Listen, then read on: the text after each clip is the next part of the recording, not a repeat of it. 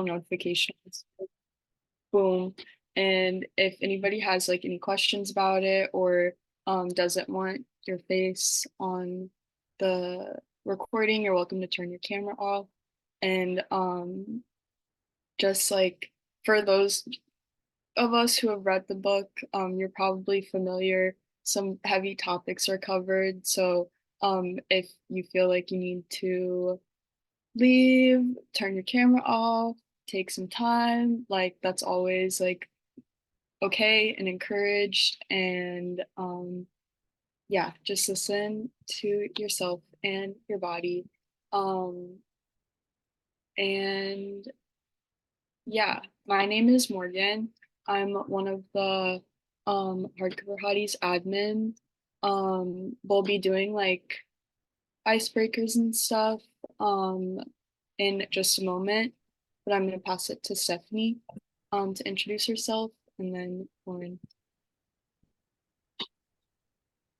Hi guys, my name is Stephanie. Also Hardcover Hotties admin and seeing a lot of familiar faces, so I'm excited to talk to you guys. And now I'll pass it to Lauren. Hi everyone. Happy Sunday. I'm really excited about this meeting. I love the book.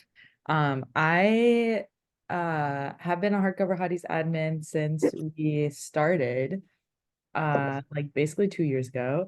And I recently made the decision after reading Emergent Strategies by Adrienne Marie Brown to step back from leadership just because that book brought up a lot of it had a lot of like great prompts for self-reflection, and it just kind of set me going on this path, and I feel like I need to honor that, and to do so I feel like I'm like best suited as maybe being a participant in book club instead of administrator. But I really love Hardcover Hotties and I'm excited to join as a participant from now on, and I'm excited for today's discussion.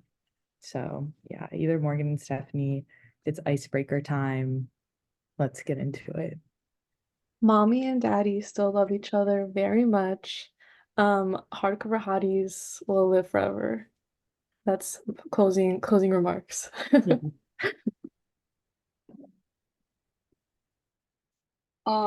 Yeah, so for icebreaker, we'll just do um introduce ourselves with name, pronouns, and then the icebreaker for today I'll drop in the chat. But it's, as we know, spring has sprung. And this season is one that signals new beginnings, new growth. So share like a skill, a habit, an activity that you're looking to like pick up in the new season. New food you want to try, like it could really be anything. Um, I dropped in the chat. And then once you've answered, you can popcorn it to someone else. Like I said, Morgan, she, her pronouns, something new that I want to do is, oh, I really want to learn how to like DIY screen print things. That's something that I've been really interested in doing. So I'm hoping that I feel like now's the time. And then also like foraging for little like colorful natural things to like dye fabrics. Yeah, which I feel like is a fun spring activity. Um, I'm gonna pass it, popcorn it to Colleen. Hi, everybody. I'm Colleen. I use she or they pronouns. This is actually my first time here. Stephanie invited me, shout out from the No Name Book Club in Chicago. And I'm really excited to be here because I really, really love this book and I'm excited to hear everybody's thoughts about it. I am starting to become more of a collager. I haven't done a lot of collage, also in part inspired by Stephanie with some cool book collaging going on. But I just am enjoying cutting up the Edible Chicago magazine and turning it into birthday cards and stuff. So I'll pass it on to Maya. Hi, I'm Maya. I use she, her pronouns. It's also my first time in Hardcover Hotties, so I'm excited.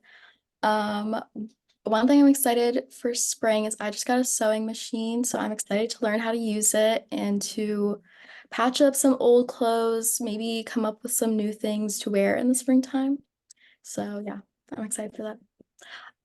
I will popcorn it to Imani.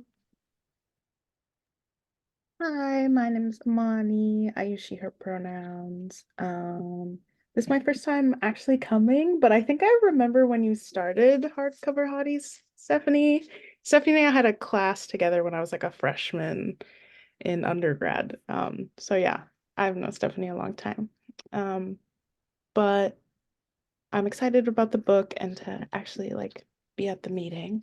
And then for spring, I'm trying to develop a hobby. I really want to embroider. So I've got like a couple like embroidering kits to try. I'm trying to live my inner Jane Austen life. Um, and then I've also taken up cosplaying with my roommates. So I'm doing my first cosplay over the summer, and I'm like getting all the stuff for that together. Which is a lot more work than I thought it would be, but it's kind of fun. Yeah, what character? I saw you Um, comment. we're going as the ADA from Bungo Stray Dogs, so I'm going as my assigned kin character, Kunikita. He's like a former math teacher turned like dad. Um, and then my other roommates are going as Dazai and Yasano, and they're like the resident bisexuals in the ADA.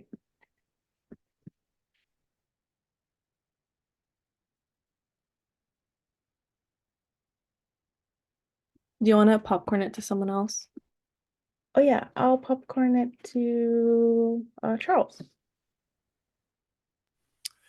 Hi there. The just like the idea of cosplay sounds so cool, and that's also something I've always wanted to do. Um, so shout out to that. But my name's Charles. I use he, him pronouns. Um, I've been really trying to get into dancing. I recently got a membership to this nearby like dance studio that's ran by these two awesome queer people. And it's just like that's like it's like queer Columbus HQ. And it's just really nice exploring.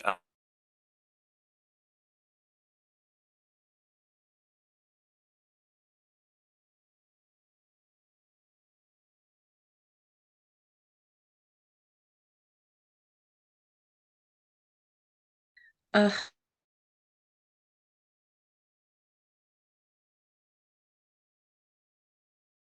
the spring. I've been taking some classes with Charles and then some at a pole studio, which has been really fun and like, wow, like I feel athletic AF.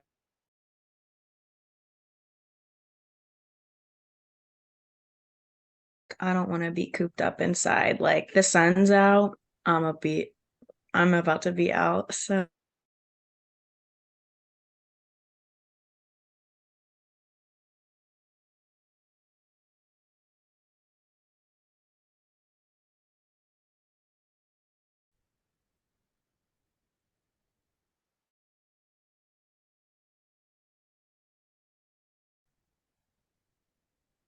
never mind. I'll popcorn it to Abdallah. Hi guys, my name is Abdallah, he, him pronouns. This is also my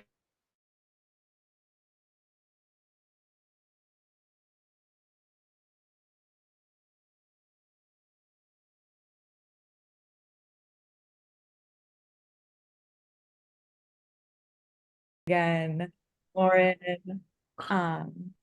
She, her pronouns.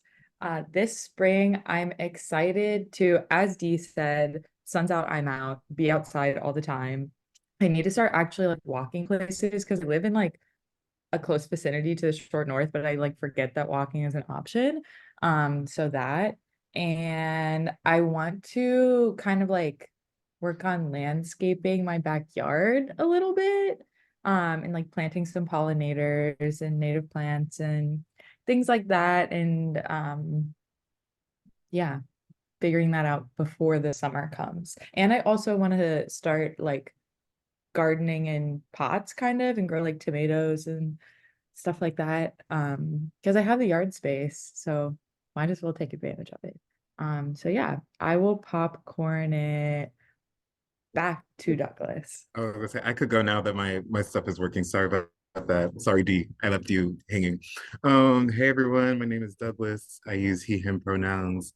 Something that I've been doing recently, now that it's spring, I've been doing a lot more jump rope. A lot more jump rope. If anyone wants to join me, maybe we can get a little double dutch jump in going on. So shout out Kiki. I was just gonna say shout out Kiki. But yeah, that's kind of been my thing for the spring. I do it downstairs. I I at least I have a little bit of coup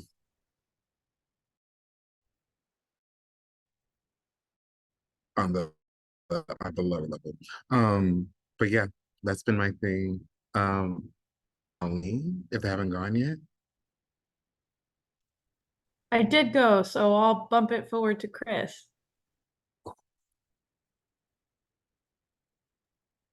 Hey, sorry, I joined a bit late, and also I am about to hop in an Uber, so I will um have my camera on in a bit. But I didn't catch the beginning of the icebreaker, but I'm assuming it's things you're looking forward to in spring.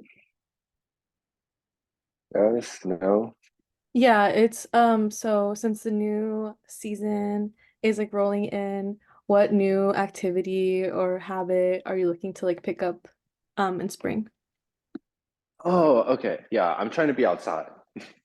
Um, whether it's just like slacklining or going on hikes or just anything that um I haven't been taking my vitamin D pill, so I need to like juice up on as much dopamine as I can in the next 3 months.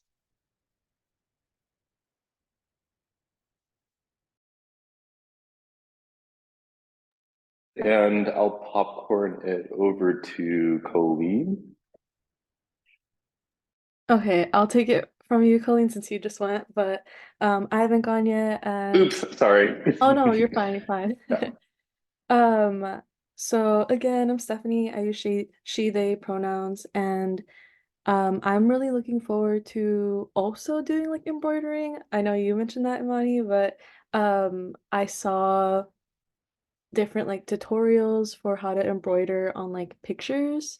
So that's the next project I'm taking on when I get like my film developed. But I'm excited for that. Has anyone else not shared yet that I missed? I think that was everyone, right? Okay. So thank you guys again for joining for this meeting. We're super excited to be talking about the right to sex. Um, love love a good series of essays. Um, Morgan is going to drop in a few questions to like just get the ball rolling, but I wanted to ask your guys's like general like opinion on the book, or if you had heard about like the essay The Right to Sex before too. Um like reading this book because I know that was like pretty popular. And you can also take a look at um the chat. Okay, thank you. The chat and see if any questions catch your eye.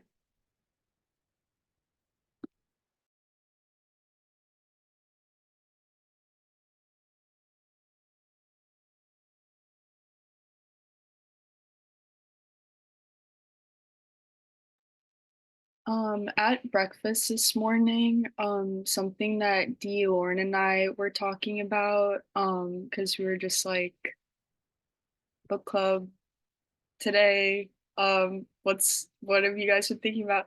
But something that we were all saying is that I'm just like, I had read it before, but again, like amazed by like the amount of research that was like put into this, and like she just has an incredible way of being able to, Lauren used the word synthesize a wide variety of like topics and resources, and does it in a really eloquent and concise way. So like that's something that just like it's like, well, the fact that people can do that wows me every time.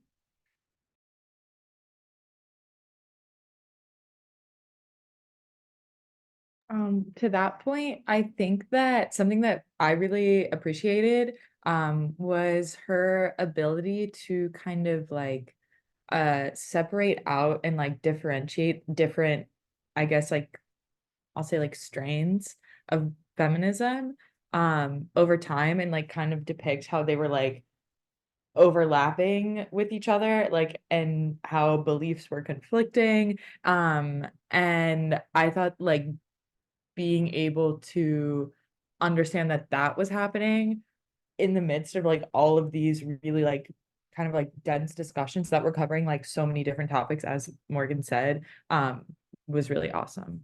So I appreciated that aspect a lot.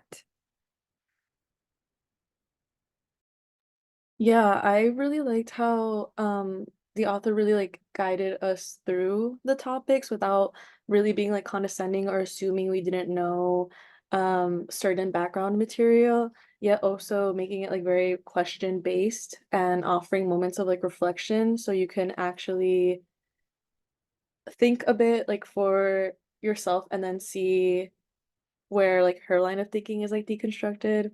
Definitely like helped with making the book accessible, like to explain to like other people, but not losing like how why someone would like come to a certain opinion rather than like completely like derailing it from the start. Yeah, I like what you said about like the book offering like lots of points of reflection for the reader, Stephanie, because Morgan, Lauren, and I were talking about this morning where it was like she doesn't give you any of the answers. She like pushes you and she challenges you, and then it's like up for us as the reader to like step to the table and like the changes that she's asking us to make or like making us think about are ones that we would have to make in our personal lives and in our communities. Like, for example, the like politics of desire question. It's like that is an extremely personal question. She can't guide you there. Like, she can't tell you what is like politically correct way to desire like any certain group. So like I think it was really well done in that like she like perfectly lays out her entire argument, like everything that you any every possible counterpoint she accounts for, while also having all of the research within the specific topic she's talking about. And then like she like she's just like such a giving writer. I feel like because she like guides you through it, like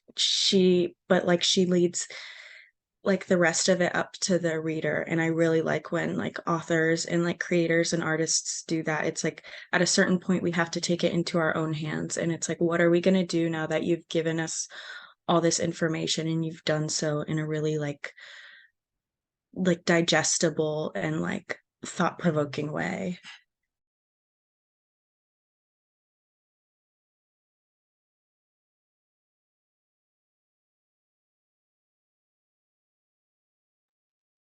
I totally agree with everyone so far. I think that her she kind of doesn't provide like big solutions because she kind of hints to solutions throughout some of her essays so that it gives you a guide to thinking about that. Like I've been thinking about that first question, um, about like the consequences for relational violence. because she doesn't really offer like what the solution is. So I've just been pondering it ever since I read it and trying to rack my mind, I guess, what that would look like. I don't know if anyone had any thoughts on that one. I do have a few thoughts on that one. So I went to school for social work, and one of my professors, Professor Lisa Reese, shout out, she so she started out in social work addressing like domestic violence and human trafficking, and like it was really important for her that like the like patriarchal violence was like the focus of her work. But then after a few years working with victims, she realized like the only way she was actually going to like change things in on a wider scale was to work with the actual offenders, because very few people are working with the perpetrators of these crimes to like understand why it is that like what being sexually violent or otherwise is like wrong, and like giving them tools to like relate to people in ways that do not involve violence and domination and like unhealthy power dynamics. So she taught a class on group therapy, and I think like in terms of like relational violence, I think like group therapy in like places for like violent offenders to like work together to recognize the mistakes they've made, I think that matters a lot. But I also, part of me is like, a lot of it feels the consequences should be up to the person who had the crime committed against them. Like, I think there is a certain level of like the victim determining what. I don't think they should determine like that's the only voice that should be considered, but I think it should be the major voice considered when we are trying to like navigate the consequences, because how much it altered the victim's life, like I don't know, they're gonna want. I just think it's really important that like their voice is one of the loudest ones when it comes to like, okay, how do we proceed with this individual who committed a lot of harm?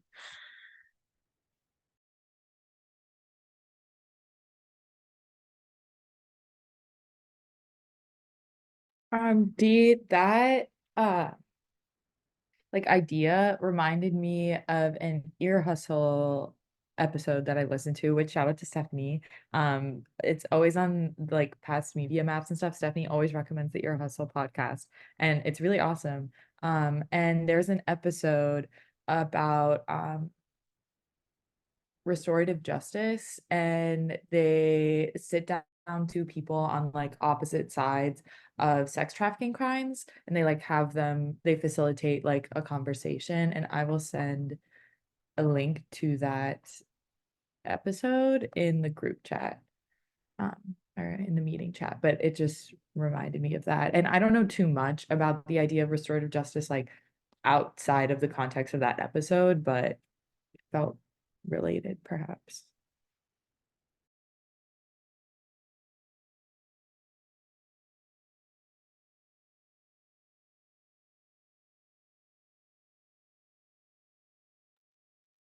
One thing I've been struggling with this question is I think she talks about this a lot and throughout all the essays, how the law as the basis for I mean, talking about sex in general and all the themes that she talks about is kind of flawed in and of itself. So how do we kind of work towards, I don't know, not reforming, but like getting rid of those kinds of laws and like the actual roots of the causes, while also trying to address like the consequences of those causes? Like, how do you work towards both?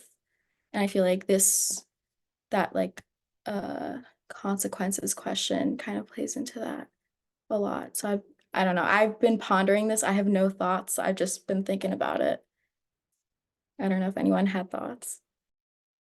I feel like it's like it's a really, really big question, which is why I think she doesn't offer an answer for us, because she's like, who has who really has the answer, because it's really just so complicated. I think like the last chapter on sex, carceralism, and capitalism offered like a lot of, I think it like tied a lot of like her ideas together. And one quote that I think really like stuck with me was she had been talking about like anti-prostitution feminists and like people and like legal involvement in like sex work, and referenced the Combahee River Collective, a Black lesbian feminist group. Um, on page 159, they said, in the practice of our politics, we don't believe that the end always justifies the means. Many reactionary and destructive acts have been done in the name of achieving correct political goals. As feminists, we don't want to mess over people in the name of politics. And then she says, like, this basic principle of not messing people over implies that any choice between improving the lives of existing people and holding the line for a better future must be settled in favor of the former. And I feel like that's like often the effort, like for particularly like with people who are like anti-prostitution feminists who are aiming to like criminalize sex work and have like the law kind of govern like sex workers' rights in the hopes for like a better future, but like it kind of doesn't make, as she explains, like it makes life way harder for people who are like living it and like need it to live. And yeah, I feel like that is something that I've been thinking about, and like the big question of um like carceral solutions and like institutional regulation is like there is often a disconnect between like how much is being done to like keep safe the people who are being like most affected like right now. And yeah, and I think also, yeah, it's a really like you have there you have to hold some level of like a lot of privilege to be able to be thinking like, oh, I can do the work to like have like a better future, but like if that makes sense. Yeah. Yeah, I want to echo Dee's point in the chat on like an appreciation of how many different models were kind of offered there, and like how many different examples of imagining what all this can look like.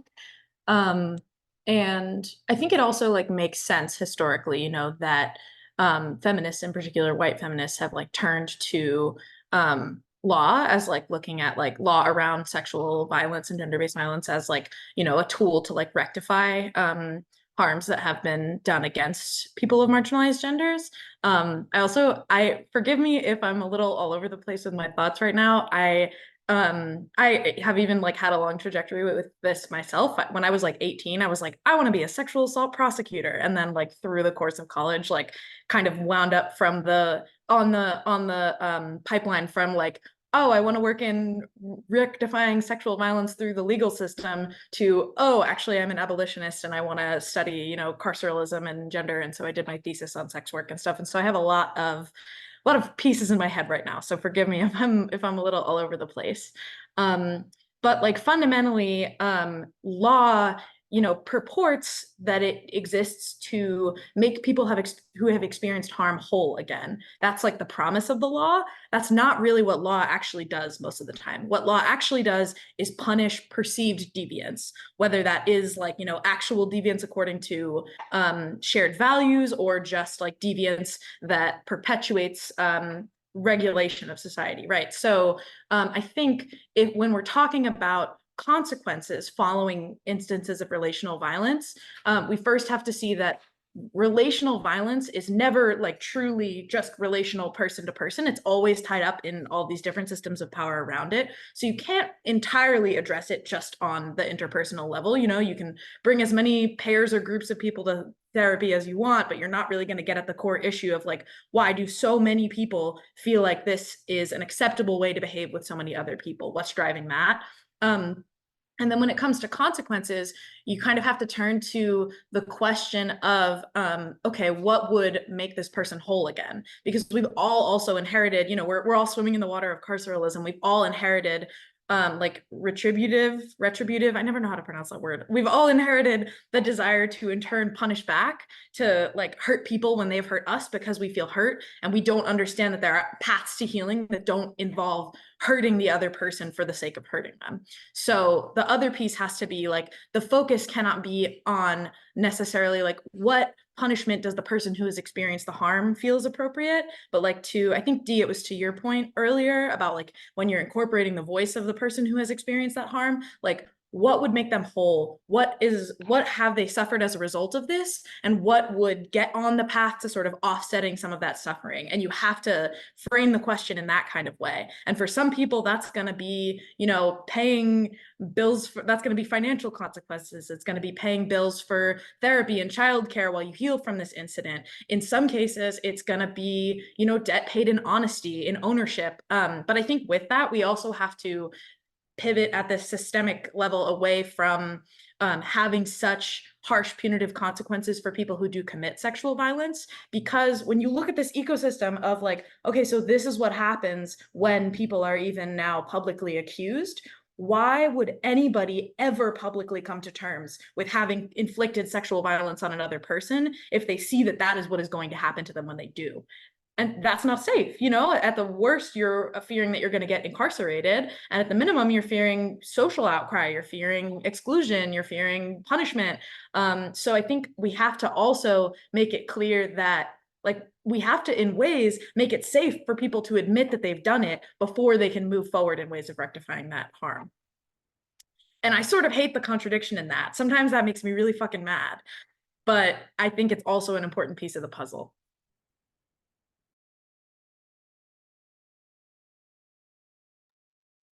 Beautiful, beautiful way to say it. Definitely agree with that. And it makes me think of this book. I'm gonna drop book recommendation dropping in the chat. Usual Cruelty, The Complicity of Lawyers in the Criminal Injustice System. I would definitely recommend that as kind of like a really good jumping point from what was listed, like the different avenues that were like listed in the Sex, Carcelism, and Capitalism essay. And that book is also written in like a series of essays. So if you liked this style, you would definitely appreciate that too. And then I saw Colleen also dropped The Feminist War on Crime, which have to add that to the list immediately. Speaking of like other sources, so I've been reading this book, Atmospheres of Violence. It is actually the Just 614's book of the month, or was last month, and it talks a lot about how the law fully exists to like continue like exploitation and oppression against queers. And I thought a quote was kind of relevant to our discussion in terms of like sexual violence and like carceral solutions for that. And so I'm just gonna read it out.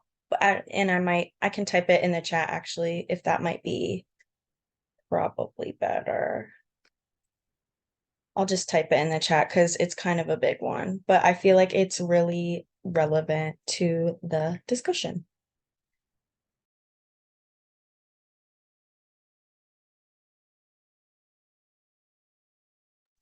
Also, with Colleen, can you all hear me? It says my connection's unstable. Okay. With Colleen's point, I like how you broke it down, because in the same way you broke it down kind of reminded me of how when Bell Hooks like wrote about like the will to change, how I guess in a way we kind of want to, when things happen to us, we want to like sometimes get back at the person or have that person feel the same like kind of pain that we felt, but there's no way of actually going about that and then it being successful without there being some sort of like greater issue at hand. And it just made me think of how like difficult it is to even start having those conversations where it's like, okay, like how do we make, for example, how do we make a space where people are comfortable like enough to come out and like talk about the violence or the crimes that they've done, especially when they've hurt someone. But it's just like interesting to think about the way to kind of like reach a good society, like all the difficulties that go behind it, if that makes sense. I might just be saying a whole bunch of nothing too, but like, um, it just made me think of that as well. Also, I think it's interesting how Courtney, both you and Douglas, like bring up like the kind of public repercussions for like when somebody is ousted, because usually that's the method. People aren't usually coming forward and proclaiming or like confidently talking about the sexual violence that they've like done. But I feel like in a lot of instances when it is a public case, it's like also based on like a pattern of behavior. It's like it's not just one instance where this person made a mistake, but it was like it is the repetition, and like it's almost like, I don't want to say like solidified in their behavior, because behavior can always be changed, but it's like this is this violence is genuinely reflective of the way you view and like move through the world. So I do think that's interesting. And then I guess we can, maybe that part can like lead us. Was there any questions where it's like, okay, how do we like what effect does the public talking about it and like bringing it up like have on, or was that not one of the questions?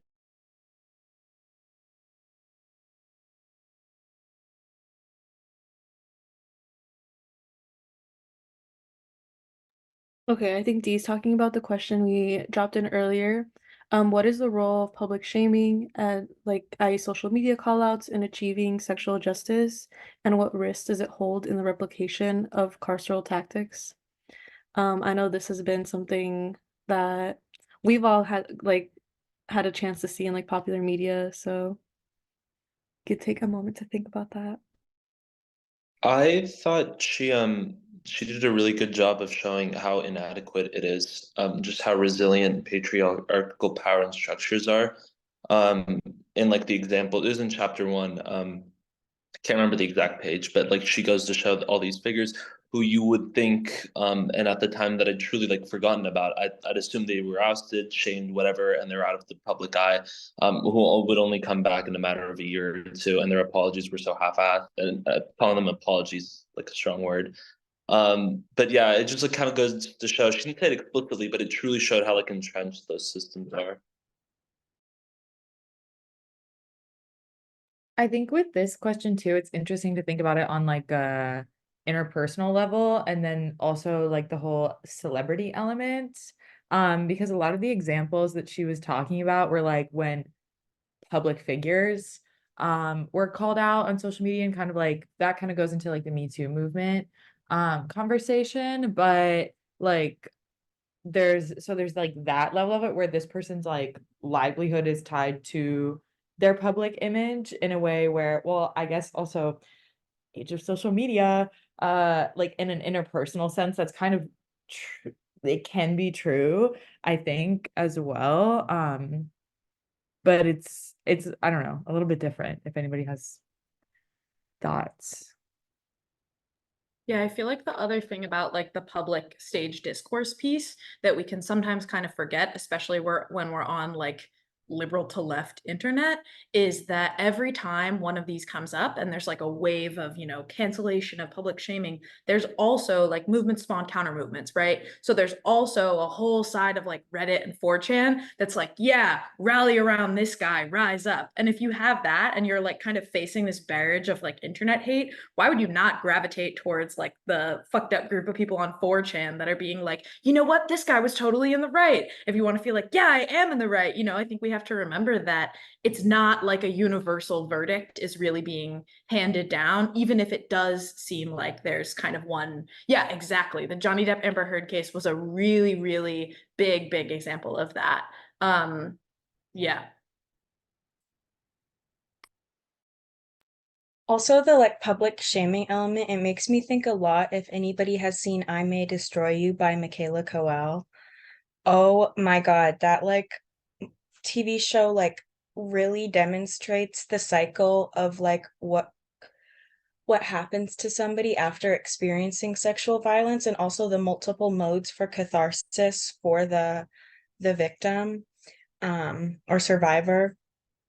And yeah, because like there's a part in the yeah, Christopher, you see it.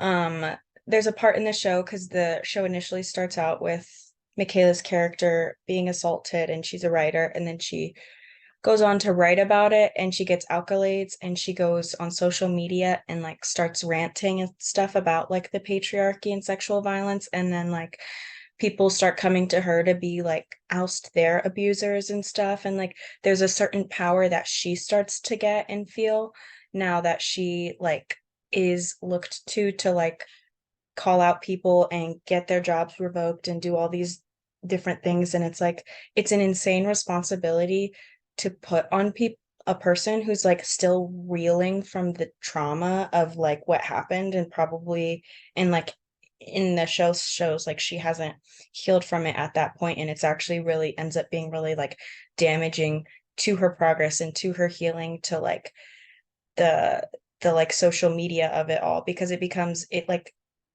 model something that is addicting, like it meshes that with like also like the the public shame and calling it out, and like she starts to get like in the people, I think also on Twitter, like all the participants, they start to get like hooked on the like tomato, like the like group think of like attacking these certain figures who have committed acts of sexual violence, and it just it's really good, but it yeah, like it doesn't actually give the catharsis and healing. It's not the pathway that is probably ideal or best for the survivors.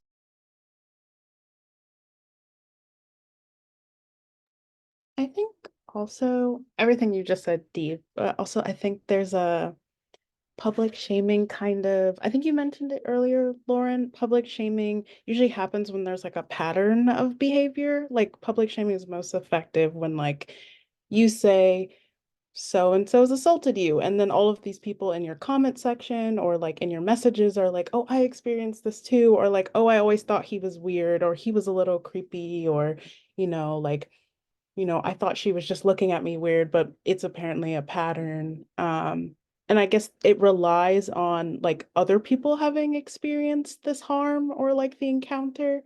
And when or if you're the only person that seems to have experienced that encounter, that public shaming becomes not as effective. And I think it also, she talks about the Bonsu case of the college case. And I think there's a level of public shaming kind of like lives for the spectacle of it, like the very dramatic, very kind of obvious. Like even if you are fully inculcated in rape culture, you'll be like, that was a little weird what they did. I don't think that was rape. But I think it doesn't deal well with the very like everyday relationship dynamics and relational violences that happen of like, oh, maybe I shouldn't have said yes to my partner that night, but I did because I felt like if I didn't, then we'd argue and he wouldn't love me anymore. And those like small, or like maybe I had too many drinks, but then I was also like, I'd really like to have sex at the end of the day. So you said yes anyway, but then you woke up the next day and you were like,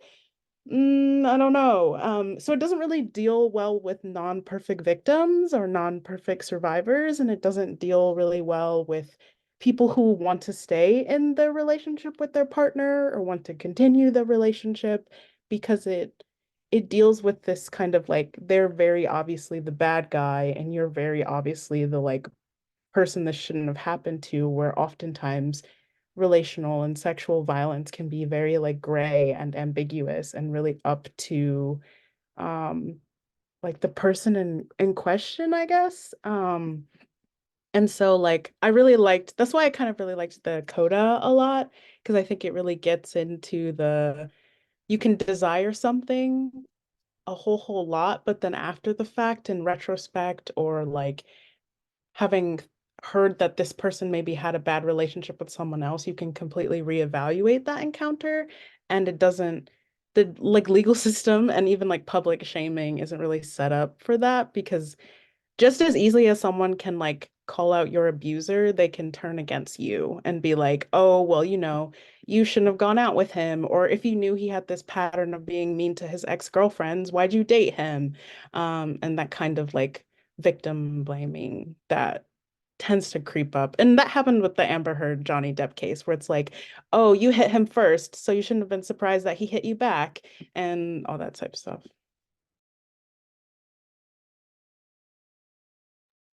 I just wanted to wholeheartedly agree. By the way, can you guys hear me? I don't know if my volume is okay.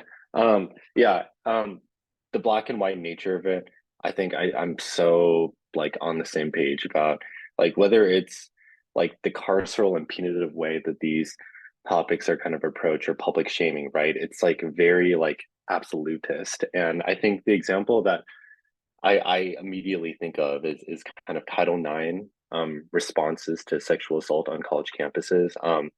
As an RA and someone who was kind of a victim in that process during my time in undergrad, like it was such a huge deal that one, it was overly punitive and kind of set in stone how you have like what is defined as like sexual violence. And as a result, I think a lot of people turn to public shaming um, as a way of kind of like dealing with the frustrations of that process. And so like I do empathize with it. Um, but then like you would have instances of like people going on anonymous forums and kind of like throwing a lot of like visceral comments, even when they didn't have like the full information, or victims who like as was previously mentioned, like maybe didn't want to, like um demonize the perpetrator, right? Like you have a lot of like subtleties and middle ground that I think gets washed away when you take such an extreme step, like the punitive measures in campuses across America, or public shaming. But I think the chapter I really liked was the one on having not having sex with your students, because she kind of touches upon the Title IX rules kind of set forth from that, and also touches on some of the broader themes of like what it means to like have a like overly like authoritarian moralist approach, and like how to deal with like consent, and like what is considered right and wrong in the context of like professor student relationships. And I liked the solution she proposed about like really pushing kind of this dialogue about, you know, like establishing what are kind of some of the norms that we should be thinking about in the broader discourse, right? It's like a very like preventative, maybe, or like auxiliary approach to it. But like I think like rather than like assigning hard black and white rules, right? Like at least like introducing these topics, um, like introducing like the subtleties of like domestic violence and like partnerships, or like how sexual assault and intimidation can be like so like broadly defined in a lot of different categories, I think is like a good first step. And I think this is part of this like broader restorative justice approach that everyone has kind of mentioned, right? It's about like adding nuance and conversation without like establishing these super hard, rigid definitions. And yeah, I don't know. I think maybe that was the thing that kind of was like juggling in my mind when she was introducing some of these topics. Yeah, that what you brought up, like Amani and everyone else who shared their thoughts after, definitely made me think of Aziz Ansari, if you guys are familiar with like the situation that he was in, where if I remember correctly, he had like slept with someone, and she ended up publicly sharing that they slept together, and then the next day she express later on she like expressed to him that like it was something that she agreed to, because she felt like a little bit like there was a lot of like coercion involved. Yeah.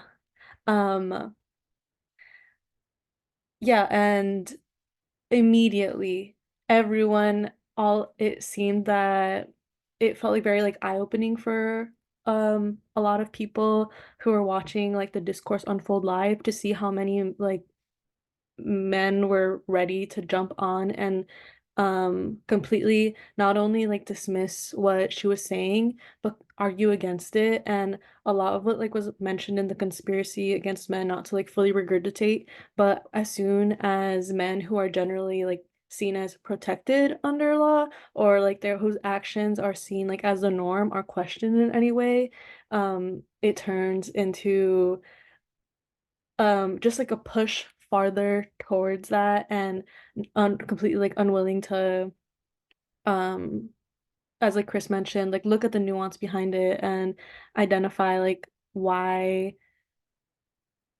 um well, not exactly identify why, but to get rid of like the fear of carceral solutions being like the only thing that could come out of what happened, and that would obviously like lead to such an immediate saying like no, no, no, that's not true, like we can't take it like that far, like you guys are pushing it. But this is where I definitely think of like the talk in every um like justice oriented circle around community, and how much like interpersonal conversations and accountability makes such like a direct impact. There's a lot of like talk on like holding your friends accountable and holding those open dialogues. Like there's definitely been times in like my own friend groups where will have like honest conversations and say like, hey, and maybe if in this situation or if at any point you think that I've crossed the line on like maybe this topic, or um if there's like something that comes up, like I hope you feel comfortable enough to hold me accountable as your friend and as like a reflection of like the values you want to like uphold. But when instead you're presented with you are going to be registered as a sex offender, your life is going to be ruined, your social ties will all be broken immediately, that turns into complete like silence, like and no discussion or like safe I don't know if I want to say like safe place to turn, but um way to kind of like express and like dig deeper into like the nuance of it, and like how to like formally um like apologize and like make amends with whatever situation took place. But yeah. I think we're so used to framing the question of like how to deal with sexual violence in a terms of like winning and losing, like guilty, not guilty. Like again, it goes back to the law where it's like when it comes to these instances where there is a lot more nuance and there is a lot more gray area, like with Pine Grove, the cat person short story, like all these instances where it's just like again, there's not a case of perfect victims. I think it gets so hard because like not everybody is going to be satisfied with like if we do true like making amends and like still keeping the offender integrated into a community, because also as we see with this carceral approach, the isolation is not going to address the problem. It is punitive, it's not helpful, but it's like it, I think people get, especially in leftist spaces, and that's why a lot of leftist groups crumble, is because when instances of sexual violence come up, like we still end up resorting to our like the like dichotomy good and bad, and it's like it becomes this group versus that group, and then we don't actually work through what happened or the problem. There's no community healing, because like when that type of violence happens, it's not just the pain of the perpetrator and it's not just the pain of the survivor. Like so many people are impacted, like for a level of violence to get to that point. Like I think of the small violences, it's like it doesn't, there's so much violence that happens before anybody ever gets like physically attacked.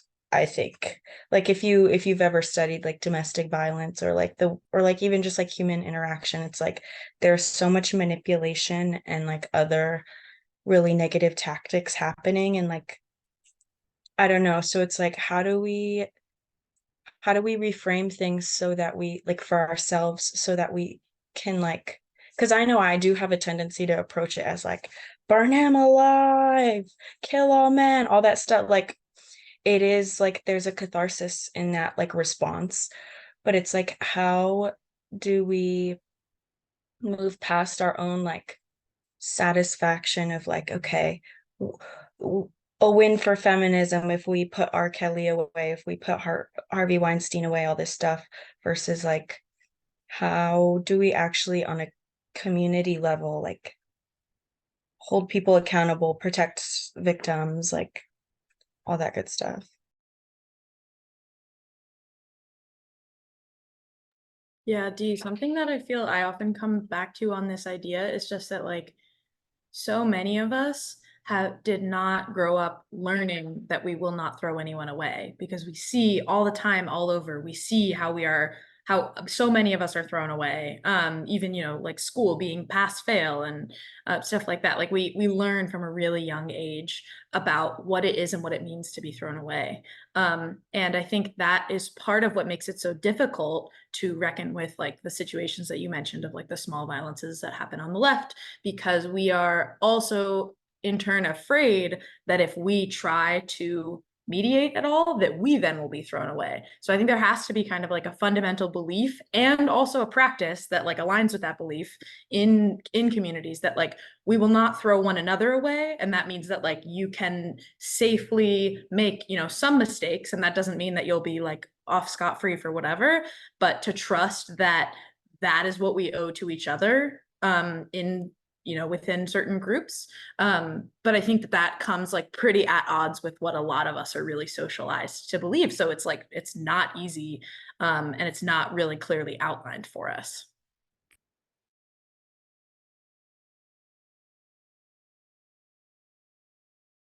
That was really well said.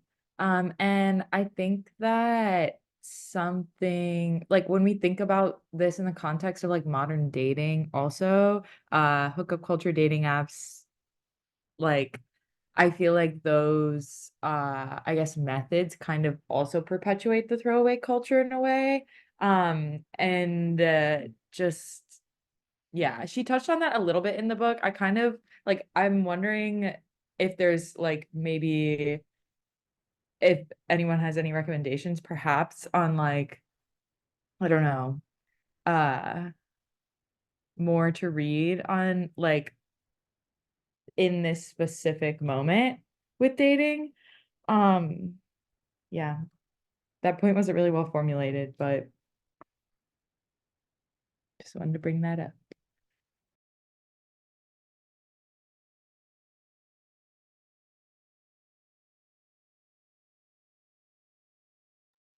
Okay, I'll come forward with a recommendation. Guys, so for me, I feel like I've definitely have like spent a lot of time reading specifically about like sex and like in like political context and also like culturally and all that stuff. And when I read Refusing Compulsory Sexuality, a Black asexual lens on our society's like sex obsessed culture. Okay, I think that's what it's called. It really like opened my eyes. I also read Ace by Angela Chen, but reading about asexuality specifically and also um seeing how easily like we've like as we like said like thrown basically like thrown away people who don't fall into like desirability, like who we don't see as like having a space within desirability politics or having like a say in the conversation, where that's really where like the groundwork like builds off from. And I really liked that one, and I would also recommend Sexed Up by Julia Serrano. Another really good one. I'll type these in the message too, in like the chat too. But I know Morgan, you read the Refusing Compulsory Sexuality like recently. If you wanted to, I don't know, say like if you agree. In fact, Stephanie, I do agree. Um, yeah, literally incredible book. Like, I felt the same way about that book as I did this one, in that it was just so like well researched and covered like so many really important and surprising topics that I hadn't like learned about like in a book before. Something that like really like a lot of there was like a huge chapter about like just desire, and then there was one about like virginity, like politics and like the culture around like virginity, and the um they also like compiled like a history of like asexuality in the media, which was really like incredible. I have to like I read it, I listened to it on Libro because I wasn't, and I think there's also a PDF of it, but um I need to look at my notes from it because I think that there are definitely some, I identified some overlap, but I need to consult my resources briefly.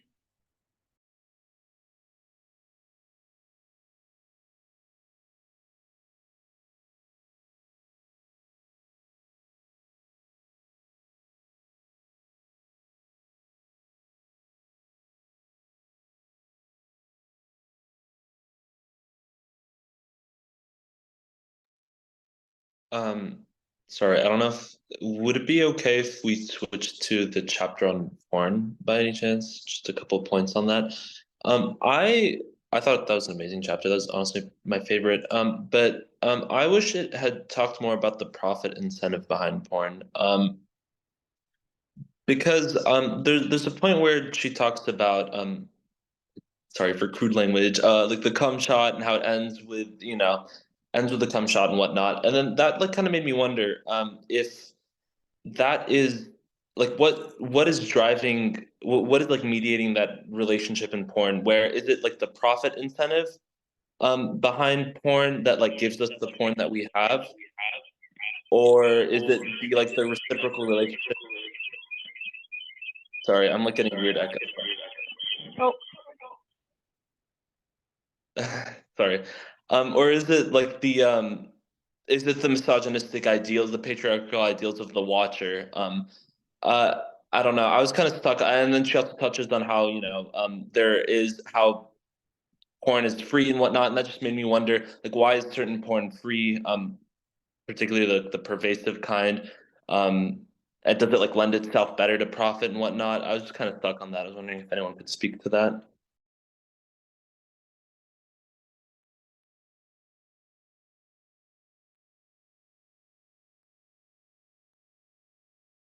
well, I can speak to it a little bit. I wrote a paper last semester on incels and porn.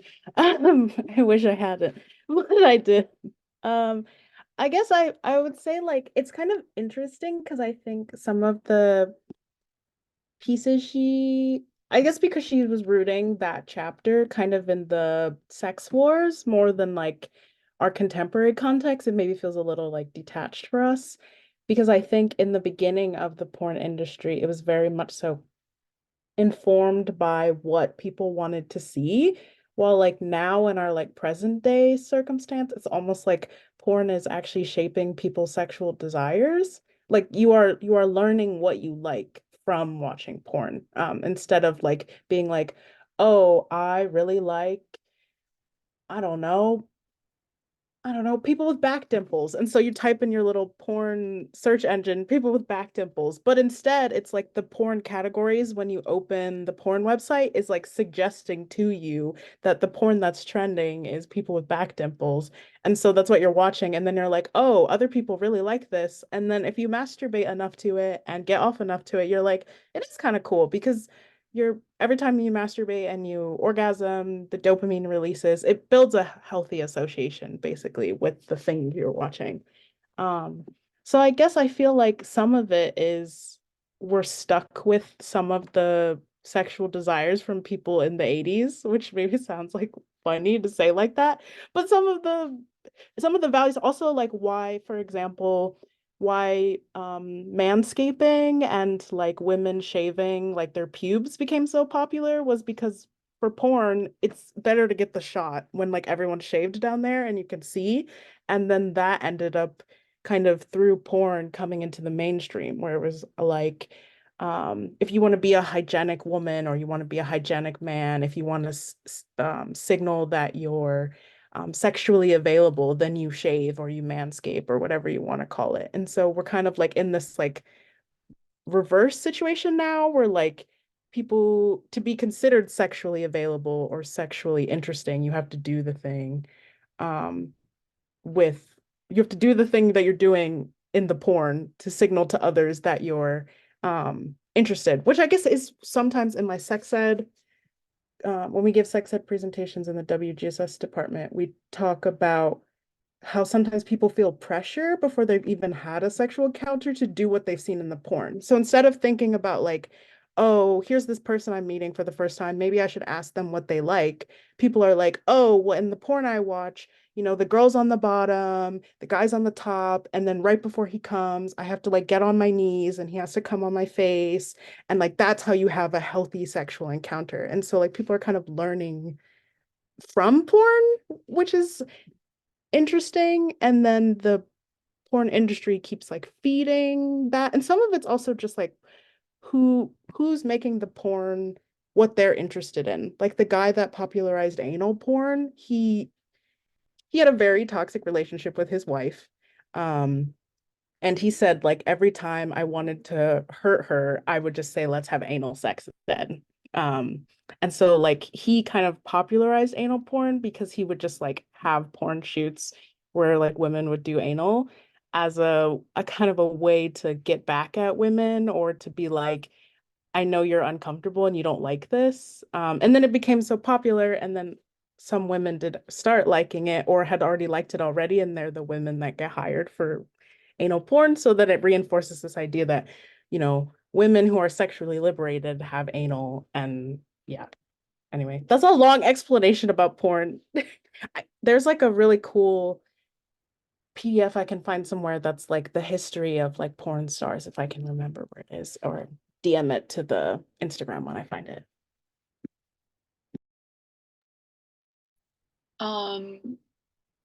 Yeah, if you have the paper on hand, would love to read your paper.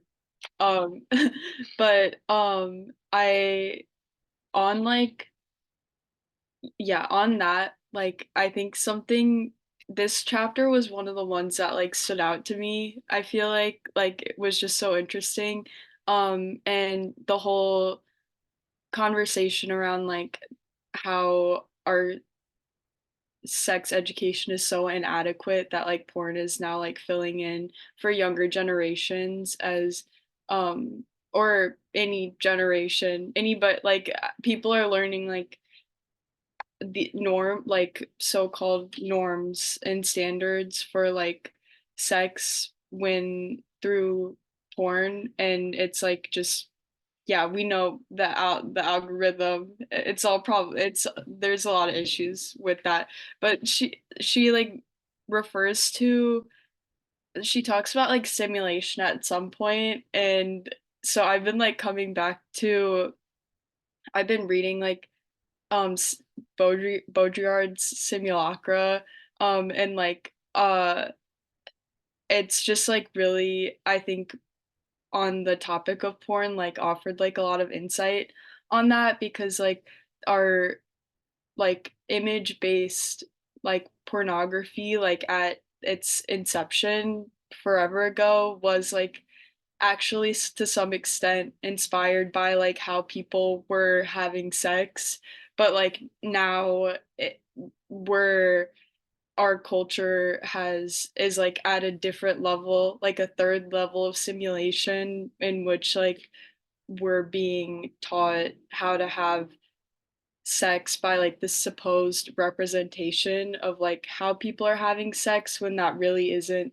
the case. And so it's like but like super complex, because also how do you escape that when the internet is the way that it is, and like and like our sex education is the way that it is, and like yeah, it's just crazy,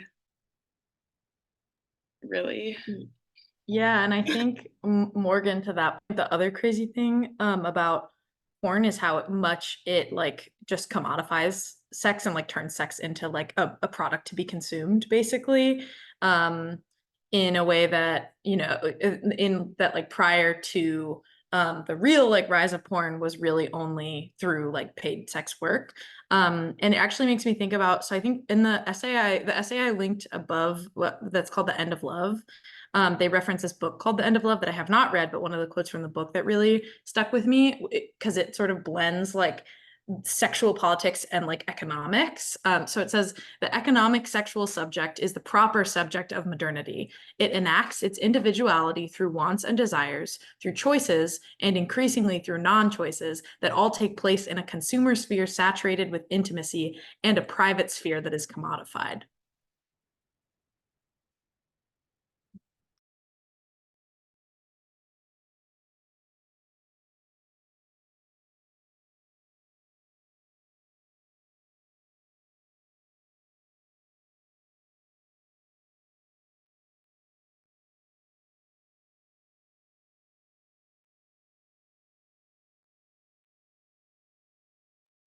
I think that definitely makes me think of like the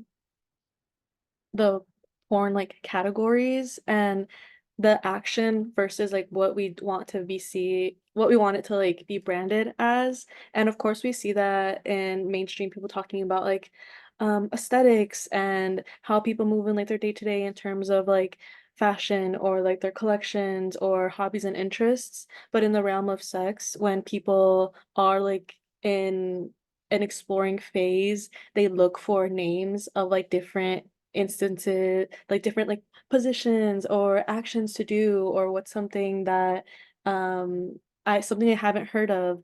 And it almost seems like if there was again going back to the whole like black and white, like wanting things to be like named as actions so you can like replicate it after and like see view it as mainstream, and once mainstream valid for you to like enact like in your private space.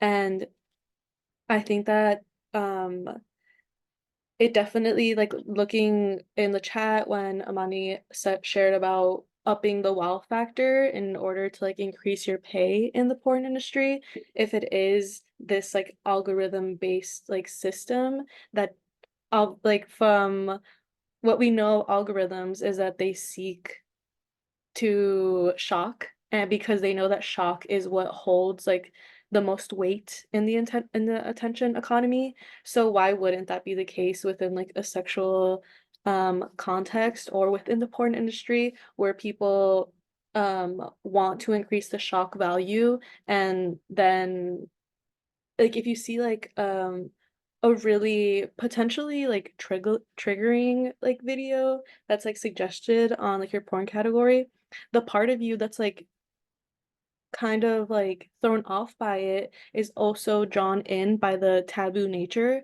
And that's like the increasing thing that you're seeing in like porn trends, because I know that I've often seen like the statistics for like different porn categories in like each state, or after certain like potentially like traumatizing events or something, like if you see something in the news, it'll be like replicated but also in like porn choices. And going back to like the comment of um porn playing into like how marginalized groups are depicted in like sexual acts, and how kind of like also touching in on like how she spoke about um representation being the case, and like if we are seeing like representation as like um an opening to like access to the space, and these people are still getting paid, and like it should be good for them if they can like um kind of reclaim something that's like oppressing them in like the real world for their own monetary gain. But as we've seen, like what does that mean for everyone else that is being represented by that action and person that is very like simulated and meant to be like just like consumed by someone who you're not like sure what their intentions are. It's just very, very interesting and yeah, worth unpacking.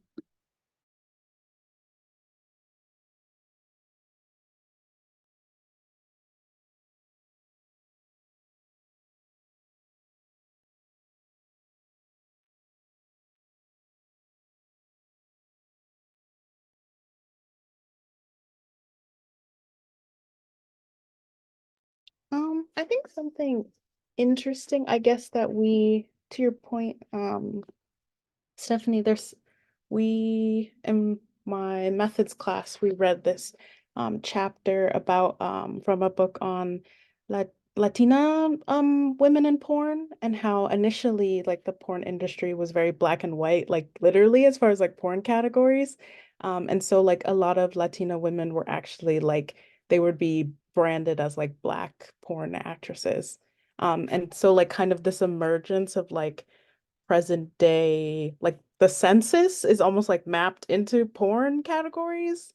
And so like the idea of like someone being legible as a Latina woman who is a porn star is like mapped through like the United States relation to Cuba, the United States relations to Puerto Rico, the US's relations to Mexico and the border. And that reminds me of I do research sometime on modest fashion when I want to be happy instead of my research on trad wives. But um, one of the things we were talking about was how, like, in modest fashion spaces, there was like a discussion a couple months ago about like the sexualization of hijab and how hijab has like entered into like a porn category. Like it's starting to enter into like a decent sized porn category where like people are actively seeking out or like creating it. And so like thinking through how porn is almost like a way, like art, kind of to, I guess, the author's point, like our sexual desires and our difficulties coping with them or our difficulties coping with things like racial difference, sexual difference, sexuality difference shows up in the porn we watch, like, or shows up in the things we desire. And it isn't like, oh, you desire this thing because of whatever. It's like, no, maybe you have a fetish for people who are of this skin type or think you want to have sex with someone that's like big and macho because you have this racial stereotype in your head that certain men are more sexually active or interesting or so all of those things like bleed together. They don't like you don't just end up liking something out of nowhere, I guess. And sometimes we tend to think of our desires as just coming out of nowhere or having no basis in like the social hierarchy and desirability politics, basically. Um, Desirability politics. And so almost thinking of like foreign categories as ways we like in our like deepest desires like mitigate things like racial strife and racial difference because like I'm thinking of like after like BLM protests there'll be like the ebony like category in porn is like trending or like what's going on in like Palestine right now, there's like a high interest in like Middle Eastern looking porn, or like when there's the crisis at the border, people are looking at Latino porn, and it's just like people are thinking about these things. They're just thinking about these things with their private parts, I guess. Which could be productive, but we don't make it productive. Um, I don't know. Masturbation can be therapeutic for some people. I won't knock it for them. But yeah, I guess I think that's really interesting. And I guess we don't talk about it because it makes people really uncomfortable and it makes people like have to reevaluate like the things they desire and why they desire them. But I think it's for me, I think it's really productive. And like you were saying, I think um the I also read like resisting compulsory heterosexuality and rethinking through like how society is banking on you developing certain desires to like marry you to the market and like marry you to particular colonial and heterosexual structures. So your desires are being manipulated anyway, so you might as well like be aware of them, and like choose them for yourself, I guess. Like if you're gonna have a foot fetish, make sure it's yours, not the government's.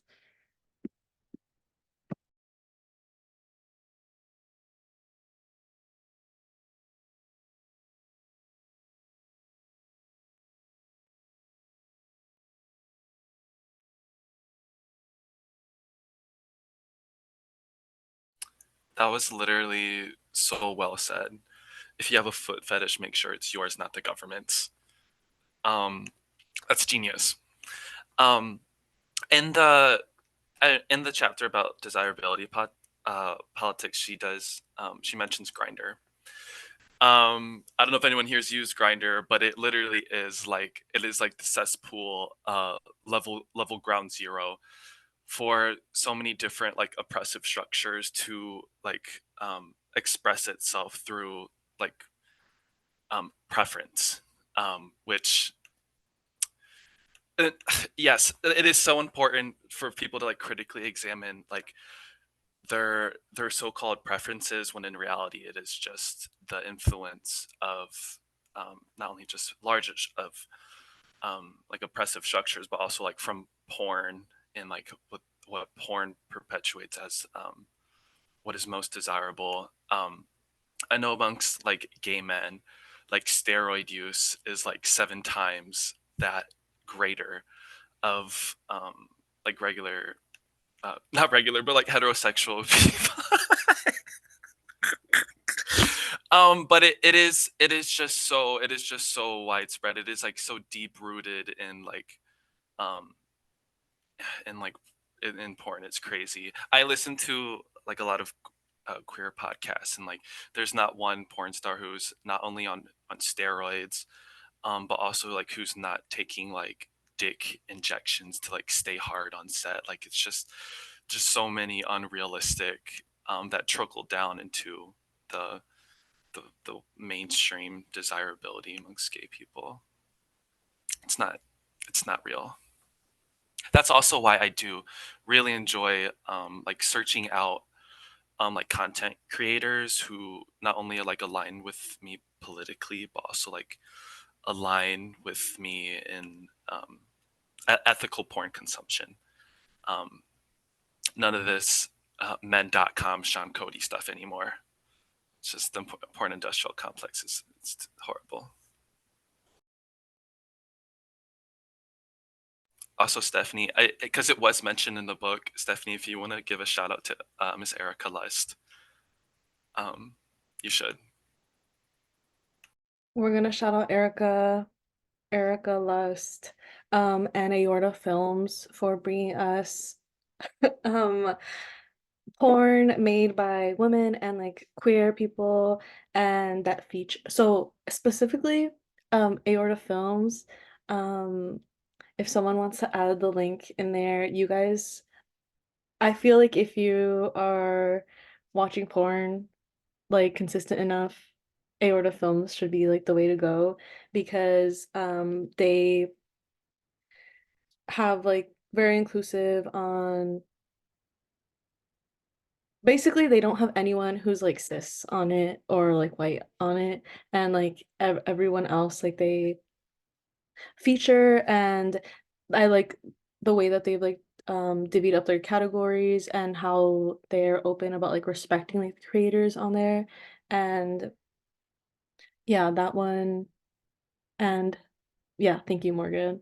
Also, Erica Lust is like very similar avenue. She makes sure that like she's having like conversations with actors, and um a large focus on education. So I know that that was something that was also brought up like in the chapter, because there's definitely always going to be a lot of debate on sexual education in schools.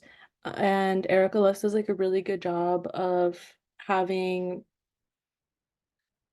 porn actors like not only talk about their role as actors, but also really break down like sexual acts that they do and how to do them like safely. And also appreciate um how open they are on like making sure they feature things like revolving around like disability justice and how important like that conversation is like in the space, especially of preferences. So I forgot what the podcast name is. Like Andrew Garza, Morgan, what was the name of that? It's like I've listened to a couple episodes, but Disability After Dark. okay. Disability After Dark, really good podcast. But he like interviews a bunch of um like disabled people who talk about their own experience in sexuality and going back to like the desirability politics, how they like have this label of asexuality placed onto them. But if disability, like inclusive education was more widely shared, we'd know that that's like definitely not the case.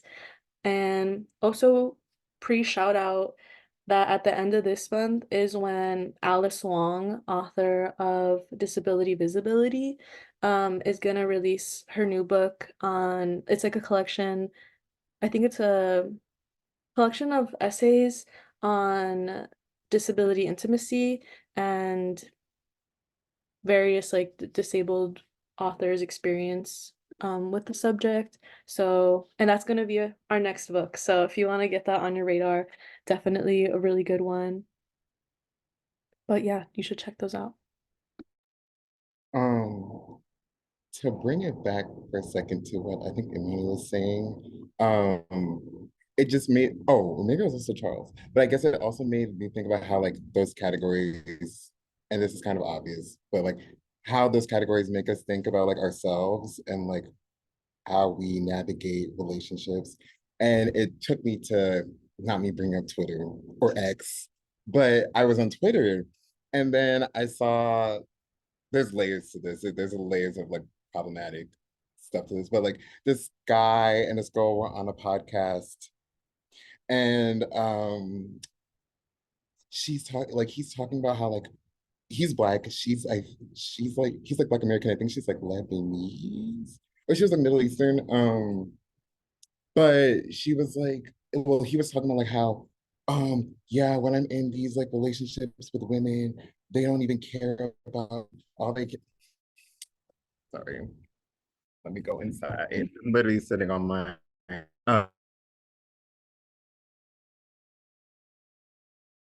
care about me. Like all they care about is like, I'm pardon the language, like this big black dick and like how they're like, I know it was crazy.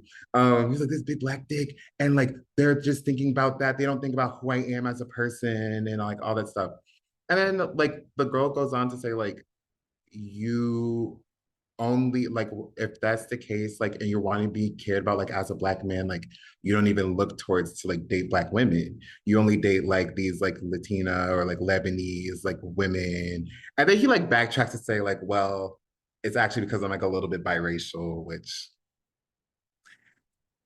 which there was a lot of things with that. But it just made me think about how like she talks about like why don't you date these like women or like why don't you actually think about like who you are as a person? Like even in your mind, you're thinking about your relationship with like how your genitals, play like the whole part of like your relationship with women. You don't even think about like how you are as a person. So it's crazy how like those categories and stuff uh, can make us think about how we navigate like in our relationships. Like, am I this person or like am I big enough here or do I look like this or am I that to be qualified to be in like a relationship? I totally agree. I think one of the biggest themes in that chapter was that identity and desire kind of go hand in hand, especially because like both of those things are very fluid and not permanent, I guess, in nature. So it's important. That's why like I liked how she emphasized how important it is to reflect and kind of assess how your desires are because they could be just as ever changing as her identity is, I guess.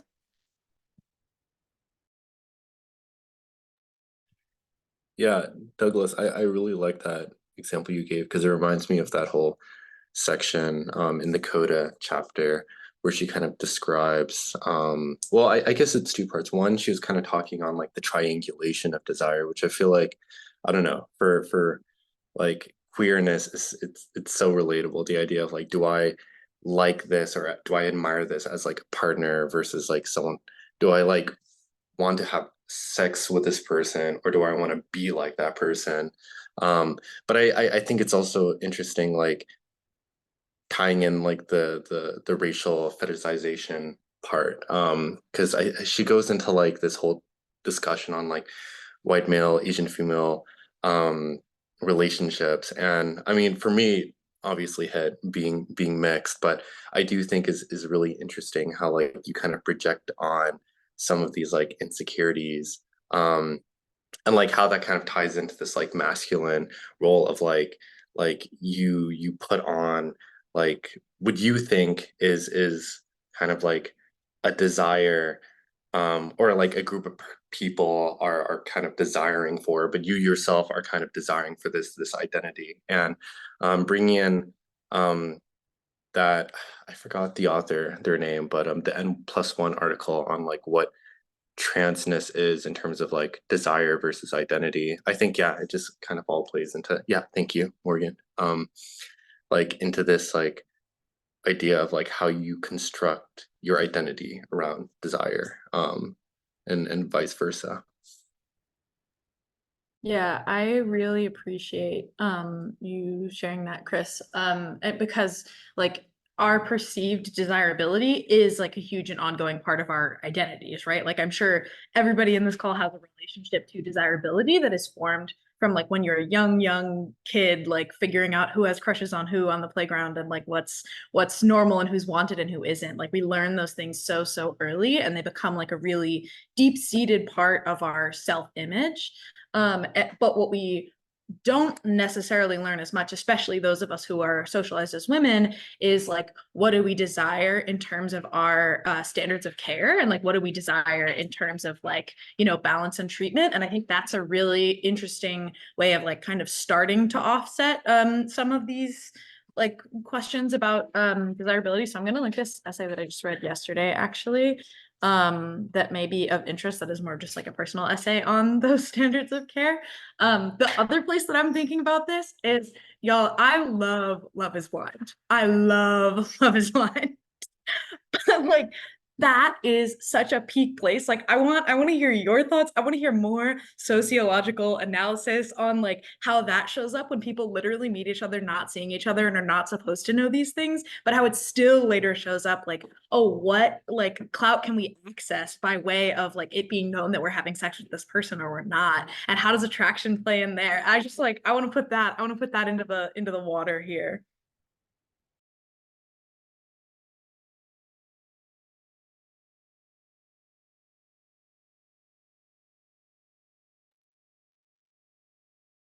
No, it has to be you, Douglas. No, Be you. it can't be me. You unmuted. You unmuted. There's just a lot to say about that show, and I think also specifically this season because I did make sure to have a watch party with at least like 4 of the people on this call right now. But like I said, I put AD and Clay in the comments also because there was just so many, I guess, red flags from the start. But also, even when you watch them throughout the show and all the way up until their like marriage, I talked about this with my friend, like the scene of the whole like wedding scene, which I don't know if everyone has seen this season, but basically this. Okay, I'm getting enough head nods, so I'm just you all get what I'm saying. But the scene where Clay sees how like um how his father acted like in a marriage or like what that's like what his vision of like a man was, and like he didn't really have any other role models except for like what was it, Will Smith and like P Diddy, which um but that one was just interesting because like from the get-go, like you came on an experiment to be blind, like to like try and find a relationship with somebody without seeing them. But like the first thing you will like your requirement for them is like you need to know like how big is your booty? What do your lips look like? What is all of those things. Um and like let me not even turn this into a summary, but I just think it's interesting. Like their dynamic was probably the most like I feel like out of all like the reality seasons that I'd seen, like theirs was the most, even as problematic as it was the most like real because you can still see people act like that like outside of a scripted show.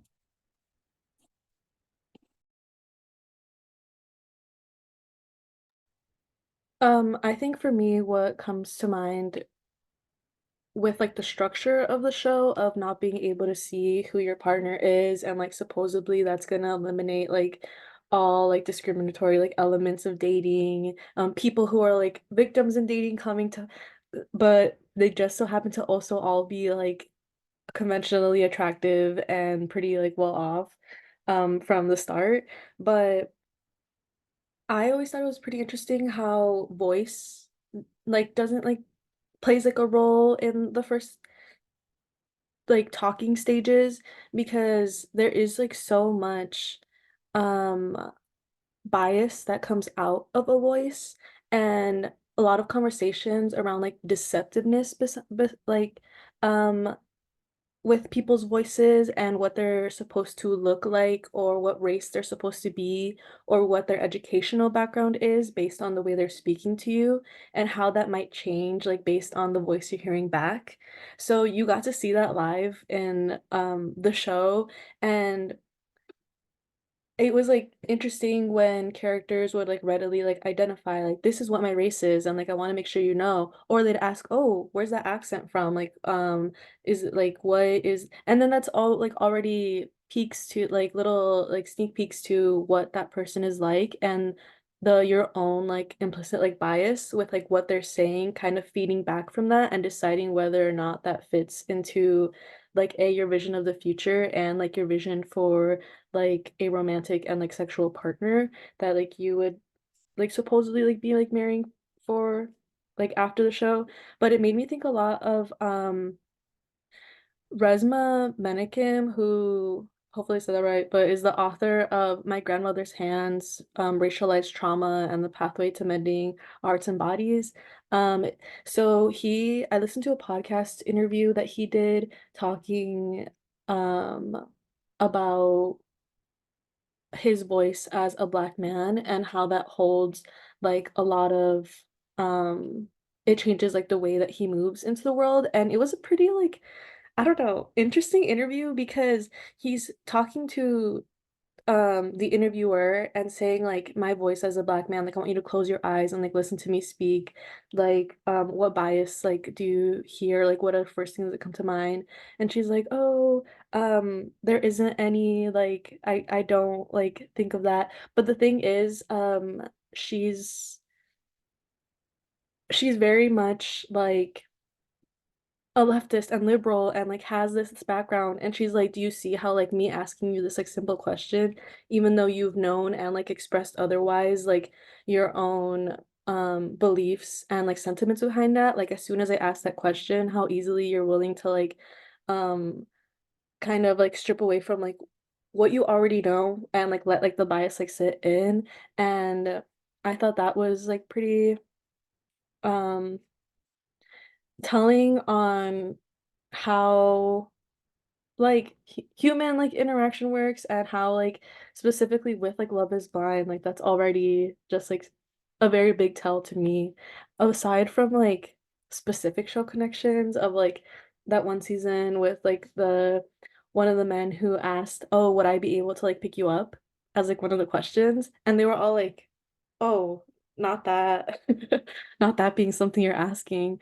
But there are, you're no longer in like conventional dating, you're no longer like allowed to ask the straightforward questions. It always ends up being this like kind of curtailing around until you find the answer you're actually looking for. So maybe instead of like, and everything can just like, so is so easily coded because it is already commodified like for you. So instead of asking like, oh, like what are your political beliefs, you could, people start and definitely do base it off asking questions like, what's your music taste, or what's like a movie you've enjoyed recently and why, and things like that that seem very like um not like nonchalant and just like very um you that you can like add throw into like a conversation to like get to know another person um hold so much weight and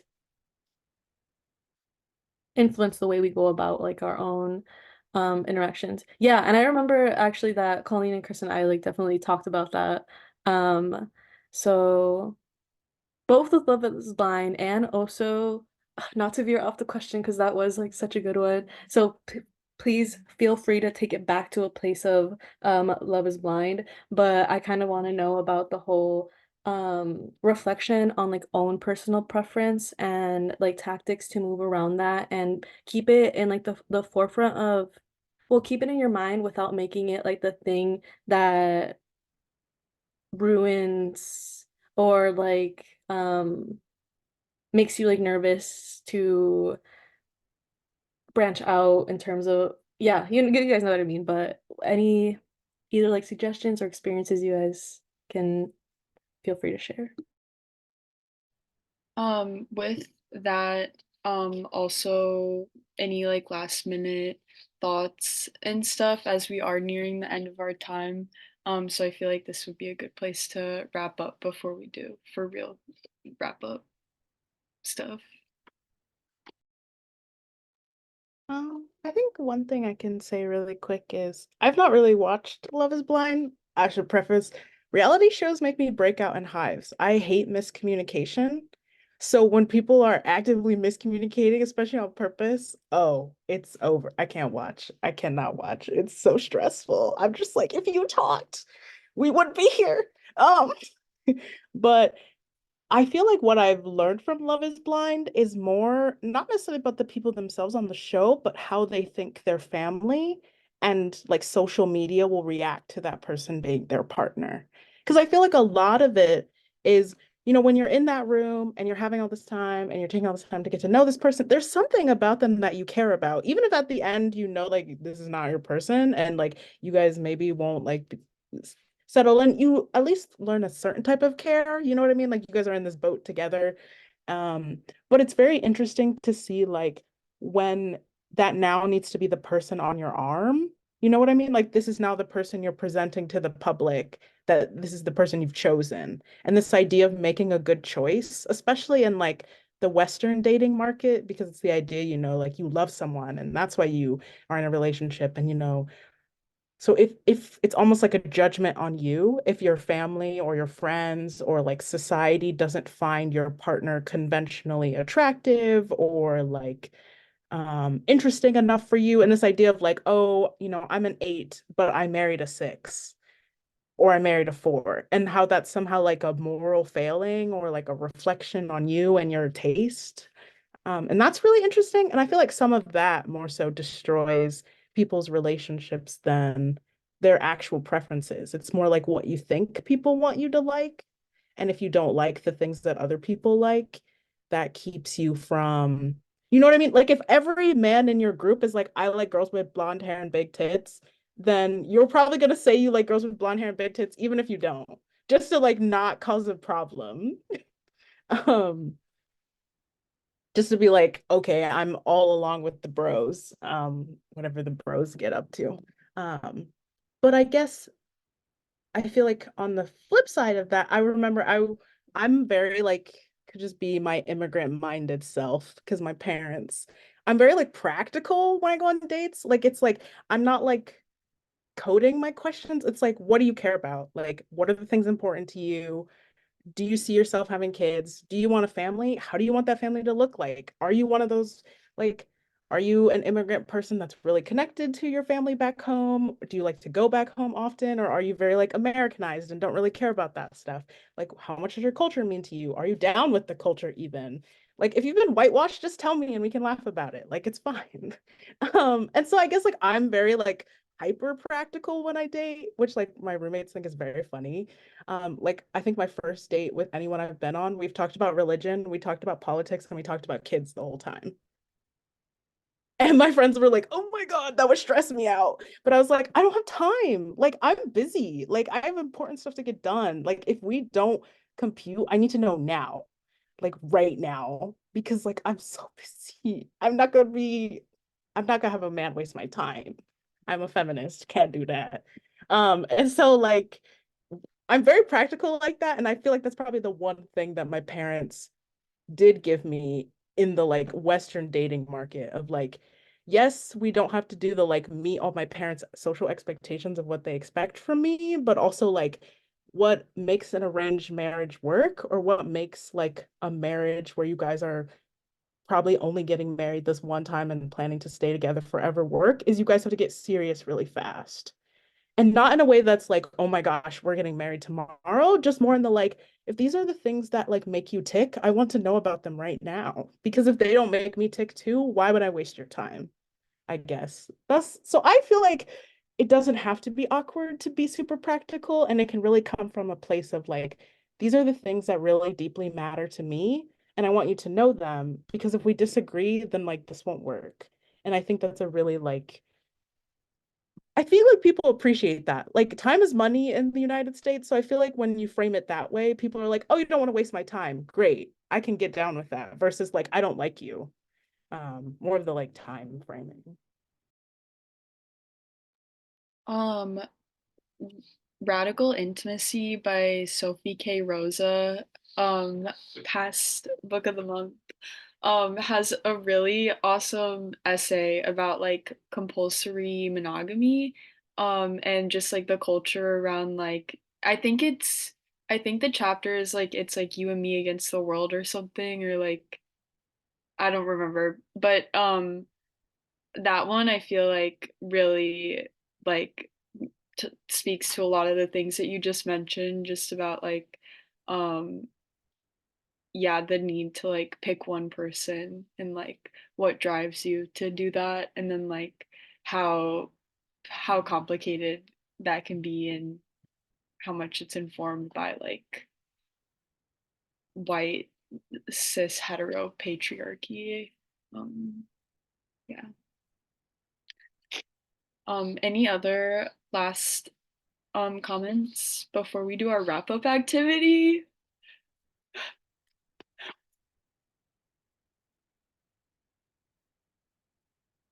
Okay.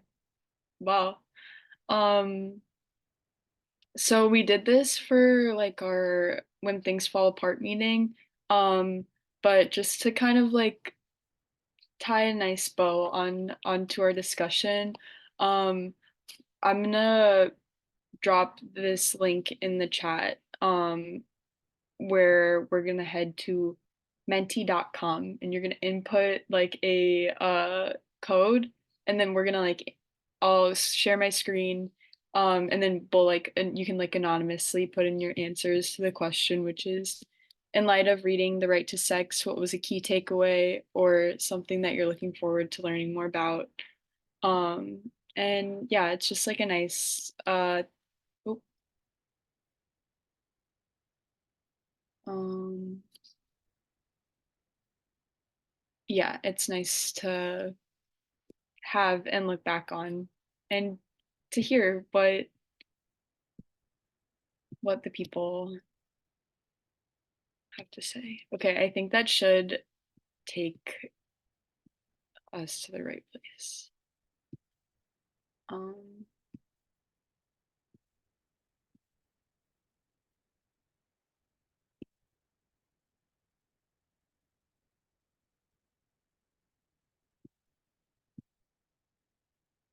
Let me know if anybody has any issues with getting,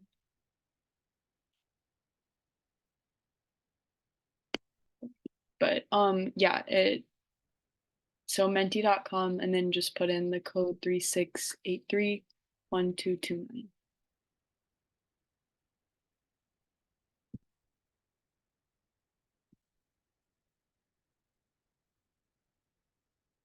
My computer is working overtime right now. It sounds like it's gonna fly away. I don't know if you can hear it or not.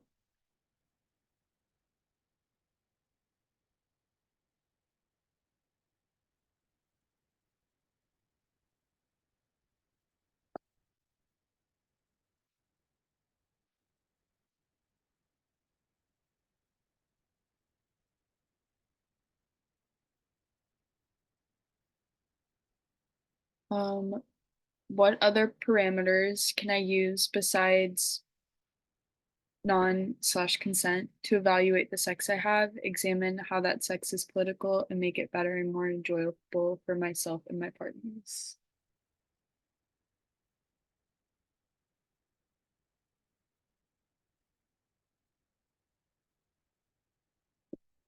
That's a good question.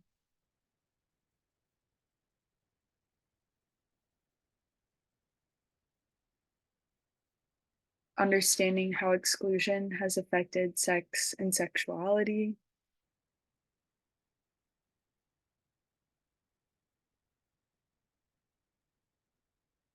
Learning how to eliminate the root causes of the issues discussed throughout the book, example, sex work as survival, while also still offering protections without being complicit in the law/carceral system. I'm really looking forward to reading and reconceptualizing heterosexuality, heteronormativity as an institution that compels women to regulate their existence.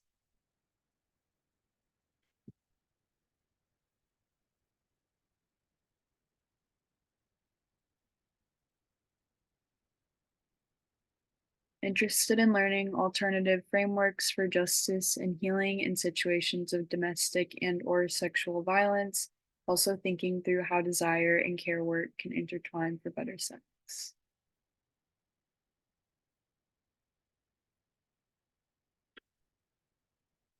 Interested to critically examine the politics of my desires and how it manifests in my interpersonal relations, sex, and media consumption, porn.